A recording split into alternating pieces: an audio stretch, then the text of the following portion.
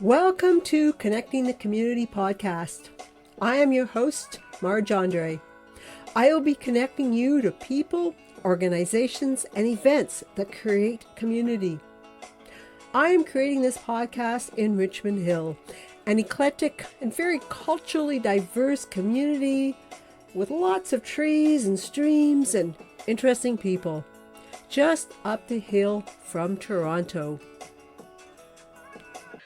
On this podcast, I'm talking with Shenaz Kermalli. She lives in Richmond Hill, and I know that she writes and teaches. Welcome, Shenaz. Hi, Marge. It's great to be here. Yeah, it's so good that we found the time. I know you're a very busy person, so this is great that we are now having this conversation. But Shenaz, I did a very poor job of introducing you. Please tell us more about you. Sure. So I am a freelance journalist. I have been working in the industry now for over 20 years. I used to work for CBC News, BBC News in the UK, and Al Jazeera English in Doha and in London, England. Currently, I teach journalism at UFT School of Continuing Studies and at Toronto Metropolitan University. Okay, that is very impressive. Okay, we are going to talk about some of the problems with our media, touch on why there are those problems, and offer some solutions. Those sound like very big goals, but you told me that you see Canada as a difficult country to present the news. Can you expand on that? Yeah, well, what I meant was that, Canada can be difficult to work in as a journalist, specifically as a journalist who's interested in providing more comprehensive coverage of international news in particular. And I say that because of how insular we are as a society. We tend to have this inward focus, which can show up in our media and worldview. Okay, so really, what is the problem with being insular? The problem is that, when we frame international stories, for instance, through a Canadian lens, rather than engaging deeply with the global context itself. So, for example, with the current genocide in Gaza, we will speak often to Canadian Israelis and to a lesser extent, Canadian Palestinians who have been impacted by the attacks on October 7th and everything that's happened thereafter. But we won't look so much at the internal turmoil of Israeli politics and the interplay and the impact that it's had on the ongoing occupation of Palestinian land. So, for example, Netanyahu has been on trial since 2020 on corruption charges, but you won't see much press attention or press coverage on that. Even though he has strong incentive to focus attention on external threats rather than his legal troubles. So there's very much like a connection to, things that are happening internally as opposed to just like the way we look at things, the way that we look at international news stories. Another example is like natural disasters. Like we'll immediately talk to Canadian families that have been impacted instead of looking at like the structural causes behind natural disasters like climate change or displacement or experiences of local people. And to get to your question, to get back to your question, why is that a problem? It's because we don't get to, when we do that, when we always take that selective, limited, narrow framing of international news stories, we don't get to understand countries and people and communities on their own terms. So we end up having a very narrow vision of the world that, I truly believe plays out in our interaction with one another here at home because, as well as I do, that we live in such a richly diverse country and community here in Richmond Hill. And so because of that, it really helps to understand some of the issues and some of the plights that people are going through back home where they come from, and our media is doing a disservice by not providing us with that wider frame. The other problem with this is that, it reinforces our sense of detachment. Like it gives, like in the sense that this matters, reinforces the idea that this matters only if it affects us, as Canadians. And in doing that, we put ourselves in binaries, which make us less empathetic, less informed, and that's all really important. Those sentiments are important because they help to shape debates around immigration and military involvement and foreign aid.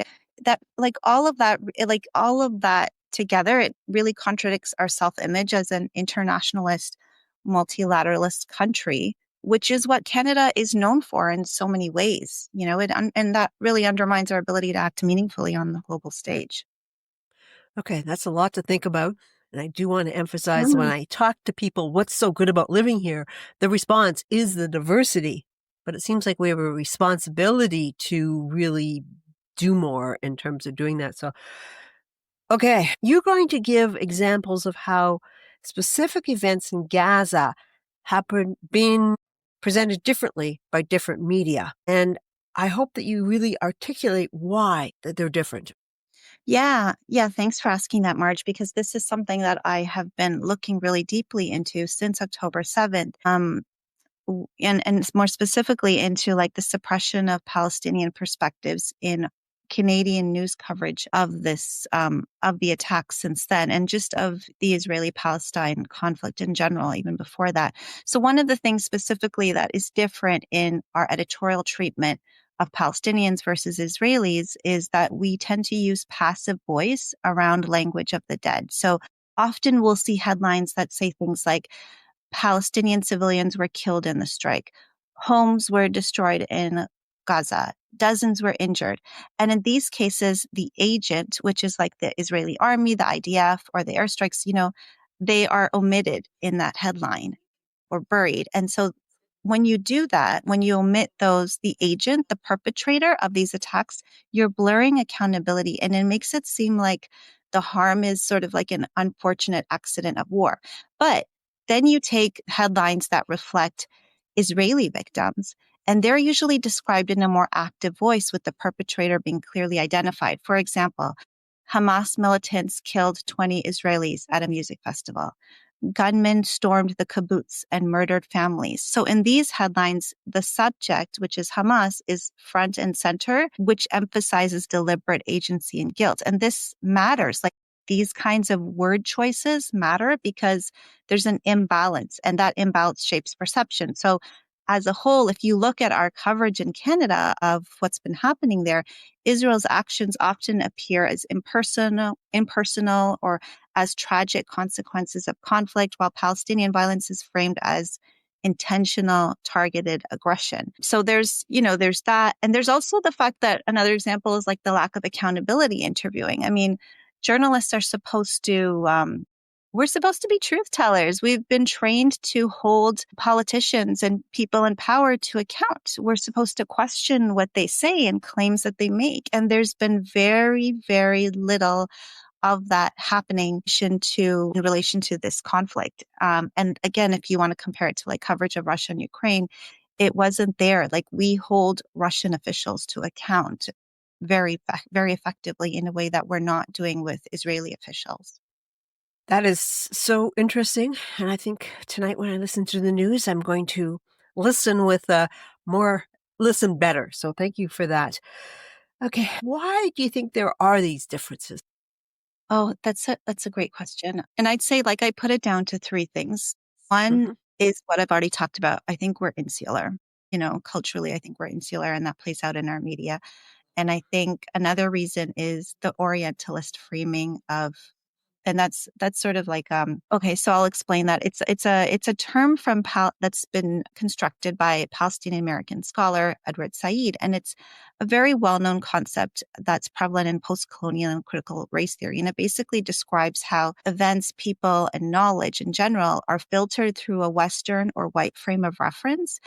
And in doing that, it treats perspectives from the global South or from marginalized groups in general as less credible, less visible, or only valid once validated by Western institutions. So, I mean, long story short, racism, Yeah. you know, there is a racial element to the biased, one-sided coverage that we're seeing right now. And then this other thing I mentioned was being insular. And the third thing I would say is in terms of why it's happening because of fear. And I feel awful saying this, but what I mean is that, there are journalists inside newsrooms who are trying to change the narrative, and when I say change the narrative, I don't mean like turn news coverage into with an like like reflect a pro-Palestinian tone in news coverage. That's not what I mean at all. What I mean is that they are trying to bring about more equitable, balanced coverage that reflects the Palestinian side as well as the Israeli side. And they do things like they do hold like political leaders in the Israeli government like to hold their feet to the fire, when they're interviewing them. And I know this personally because I carried out a very in-depth investigation where I spoke to journalists and anchors inside mainstream newsrooms between October 7th and December 2023. And I heard from them myself that when they do bring up these types of things within newsrooms or they conduct interviews like that, they are actually reprimanded. Some of them have been fired or they've been, they've been reprimanded in a way that really makes them feel that their jobs are on the line. So there's that fear as well. Okay. I'm assuming that we'd prefer to have this broader perspective. What are your suggestions? Well, what I tell everybody, including and especially my students, is we need to read more as a society. We need to know our history. So I recommend people read a couple of books, especially those who are really, confused. And I don't blame them at all by the news coverage they're seeing from the region on this issue. And so some of the books I would recommend are from both the Israeli and Palestinian perspective. There's one called The Iron Wall, I believe, by Avi Shlaim. And there's there's a couple of books by a Palestinian professor at Columbia. His name is Rashid Khalidi. Those are both excellent sources to grasp a history, of the region, and to better understand why we're at the place we're at today. Besides that, I would say, it's important to read widely and from diverse sources, including from, Israeli sources. There's one newspaper in particular, Haaretz, which tends to provide much more balanced and equitable coverage on the region. And there's The Guardian in the UK. There's some good independent news outlets here. There's one called La Converse in Montreal, and there's another one in Montreal called The Rover. There's another one called Ricochet here in Toronto. They are doing a really great job in providing independent perspectives on this. And what I meant was like providing angles on what's happening that you won't see in mainstream media. Yeah. And the last thing I'll say is that, I teach a course at U of T School of Continuing Studies that is called Decolonizing Journalism. And it's a wonderful course. It's open to anyone to take. You don't have to be a student. You don't need to be a journalist. The whole point of the course is to strengthen our media literacy as ordinary people, as ordinary news consumers. And so what I've done in the course is brought together 4 leading journalists from across Canada who are experts in pushing back, who are known in the industry, the journalism industry, for pushing back against some of these harmful practices that I've been talking about and practicing journalism with a more decolonial approach. It's a wonderful course. So I'd really suggest that if anyone's really interested in learning about this a little bit more to take that course, because it is open, as I mentioned, to anyone. Well, I am very interested in that course. So you're going to send me the details for that course and the books you mentioned, and they will be in the podcast notes because you've tweaked my interest on so many accounts. Now, are you optimistic about people becoming critical thinkers, recognizing these biases in media and peace in the Middle East? Oh, that's a tough one. Peace in the Middle East. It's what we all want. And Yes. hope and pray for so much. I have to admit, I feel less optimistic about that. But one thing I am very optimistic about is that we are becoming better thinkers. I really do think that, Mhm.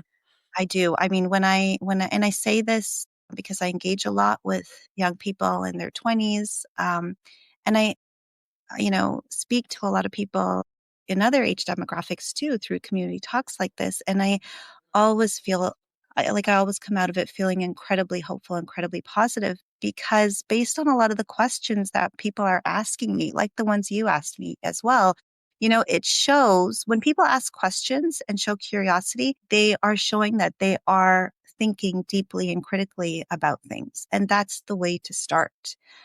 So I am very optimistic that because I think change comes from introspection, self-introspection. And Yeah. I see that. I see that quite a bit. I see it more than I have before. Okay. Yeah. This idea of the bias in media is certainly, I'm seeing it a lot more. I'm wondering, is it just because I'm looking for it, or do you really think it's becoming more of a hot topic? I Yeah, I think so. And I think we have social media to thank for that. I mean, Mhm. social media has contributed, right? Let's be clear about that. It has contributed to a lot of the disinformation out there and made things very convoluted and confusing.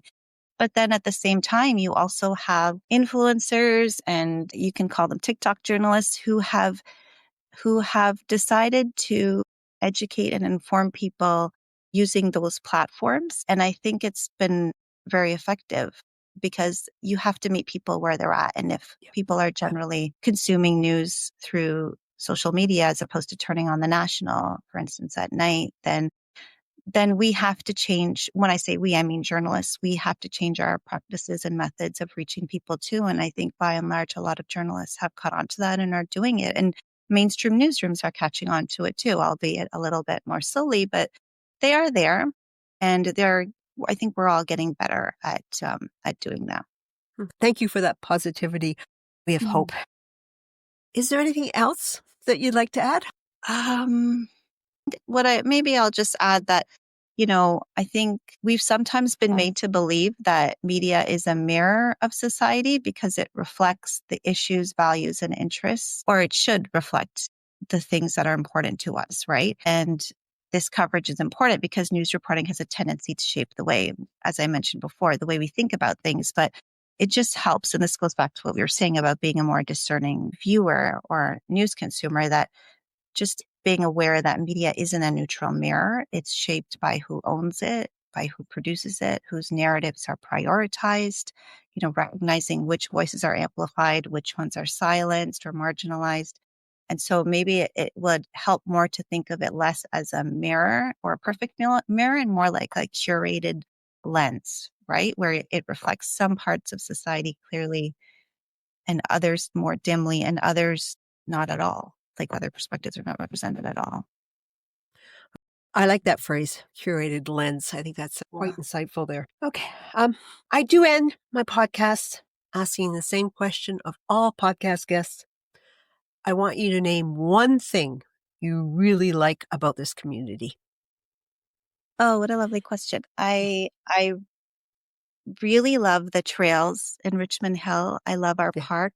I love Richmond Green. And I'm there a lot. I find Okay. it it's a beautiful, perfect way to shut out like everything that we've been talking about. It's a wonderful relief for me to be away from all of that. It's just, yeah, when you're in a trail in Richmond Hill, um, you can just take all the natural beauty in and enjoy it for what it is and not really have to think too much about anything. So I make the most of my walks here. Okay, very good. I do too. Thanks for sharing that. Well, thank you so much, Shenaz, for taking the time to do this podcast. Oh, you're welcome. It was my pleasure. And thank you Okay, again. Thank you, you're very Marge. welcome. Thank you for listening. I would very much appreciate you sharing this podcast. Consider emailing me at Marj, M-A-R-J, at marjandre.com. I welcome suggestions for podcast guests. Stay well, stay connected.